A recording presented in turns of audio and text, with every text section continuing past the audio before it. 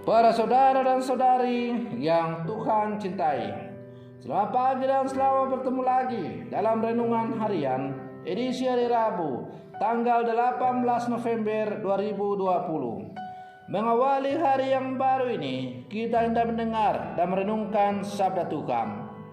Marilah sebelum kita mendengar dan merenungkan sabda Tuhan, kita berdoa. Dalam nama Bapa dan Putra dan Roh Kudus. Amin. Allah Bapa yang kekal dan kuasa, perkenankanlah kami memelihara dan memperkembangkan segala sesuatu yang diserahkan kepada kami. Semoga kami dapat ikut serta melaraskan ciptaan-Mu menjadi mada pujian bagi nama-Mu yang kudus dan setia. Bersabdalah ya Tuhan, kami siap untuk mendengarkan. Terpujilah Engkau Bapa, Putra dan Roh Kudus, kini dan sepanjang segala masa. Amin. Para saudara dan saudari yang Tuhan cintai, sabda Tuhan yang hendak kita dengar dan kita renungkan untuk mengawali hari yang baru ini diambil dari Injil Lukas pasal 19 ayat 11 sampai 28. Tuhan sertamu. Inilah Injil Tuhan kita Yesus Kristus menurut Santo Lukas. Pada waktu itu Yesus sudah dekat Yerusalem. Orang menyangka bahwa kerajaan Allah akan segera tampak. Maka Yesus berkata, ada seorang bangsawan berangkat ke negeri yang jauh untuk dinobatkan menjadi raja. Sesudah itu baru ia akan kembali. Maka ia memanggil 10 orang hambanya dan memberi mereka 10 mina, katanya, pakailah ini untuk berdagang sampai aku kembali. Akan tetapi orang-orang sebangsanya membenci dia, lalu mengirim utusan menyusul dia untuk mengatakan, kami tidak mau orang ini menjadi raja atas kami. Dan terjadilah ketika ia kembali setelah dinobatkan menjadi raja, ia menyuruh memanggil hamba-hambanya yang telah diberinya uang itu untuk mengetahui berapa hasil dagang mereka masing-masing. Yang pertama datang dan berkata, Tuan, mina Tuan yang satu itu telah menghasilkan 10 mina. Katanya kepada hamba itu, baik sekali perbuatanmu itu, hai hamba yang baik. Engkau telah setia dalam perkara kecil, karena itu terimalah kekuasaan atas 10 kota. Datanglah yang kedua dan berkata, Tuan, mina Tuan telah menghasilkan 5 mina. Katanya kepada orang kedua itu, dan engkau kuasailah 5 kota. Dan hamba yang ketiga datang dan berkata, inilah mina Tuan, aku telah menyimpannya dalam sertanan, sebab aku takut akan Tuan, karena Tuan adalah manusia yang keras.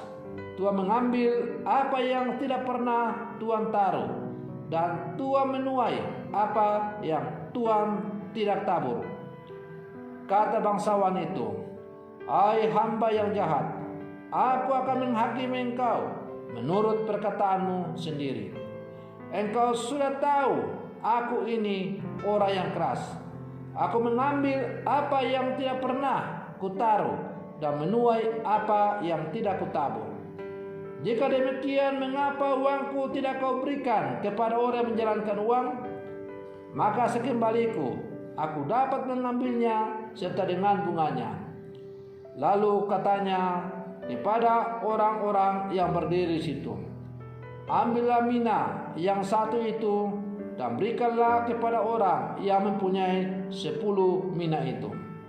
Kata mereka kepadanya, Tuan, ia sudah mempunyai 10 mina. Ia menjawab, aku berkata kepadamu, setiap orang yang mempunyai, ia akan diberi. Tetapi siapa yang tidak mempunyai, daripadanya akan diambil juga apa yang ada padanya.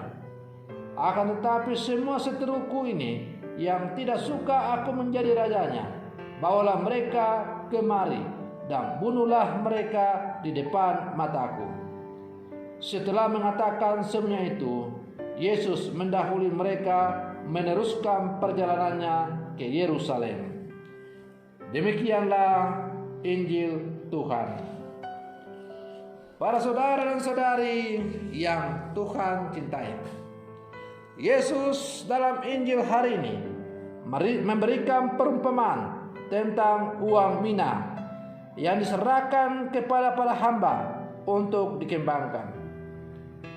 Mina dalam perumpamaan itu dapat diartikan sebagai modal hidup yang telah Tuhan berikan kepada kita dalam wujud berbagai kemampuan seperti pikiran, hati nurani, dan seluruh anggota badan kita yang lainnya. Yesus memberikan kepercayaan kepada kita untuk mengelola dan mengisi anugerah hidup ini dengan cara-cara yang baik. Hal itu akan dapat kita lakukan jika kita dengan sepenuh hati dan dengan sukacita melaksanakan segala perintah Tuhan. Para saudara dan saudari yang Tuhan cintai, Tuhan selalu memberikan kebebasan kepada kita untuk hidup. Kadang kita menggunakan kebebasan itu secara tidak bertanggung jawab dengan hidup seenaknya, mengikuti keinginan daging kita yang belum tentu berkenan di hati Tuhan, dan memanjakan segala nafsu kita. Akibatnya, hidup kita hanya jalan di tempat, tidak berkembang, apalagi berguna untuk orang lain. Tuhan masih memberi kesempatan kepada kita untuk hidup sampai hari ini. Itu artinya Tuhan menunggu kita untuk mengembalikan diri secara baik, untuk mengembangkan diri secara baik, sehingga dengan mengembangkan diri kita itu, hidup kita kian berguna dan berkat Tuhan juga semakin melimpah, dirasakan oleh orang banyak. Para saudara dan saudari yang Tuhan cintai,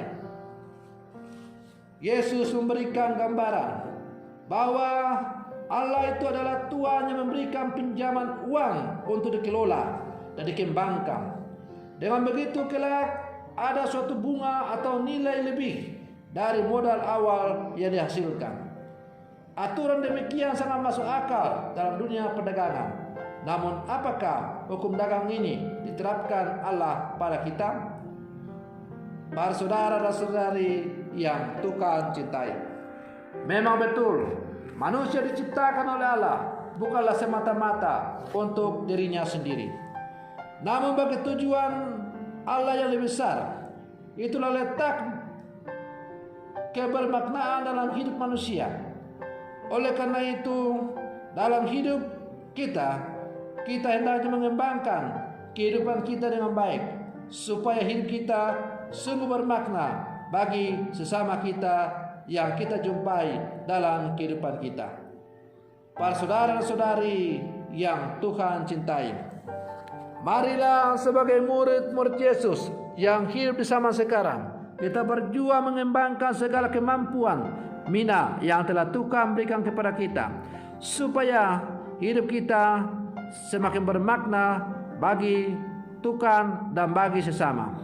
Dan dengan demikian kita boleh layak disebut sebagai hamba yang setia dan boleh untuk menikmati hidup berbahagia bersama yang empunya mina kekal itu ialah Allah sendiri. Semoga demikian. Selamat pagi. Tuhan Yesus memberkati.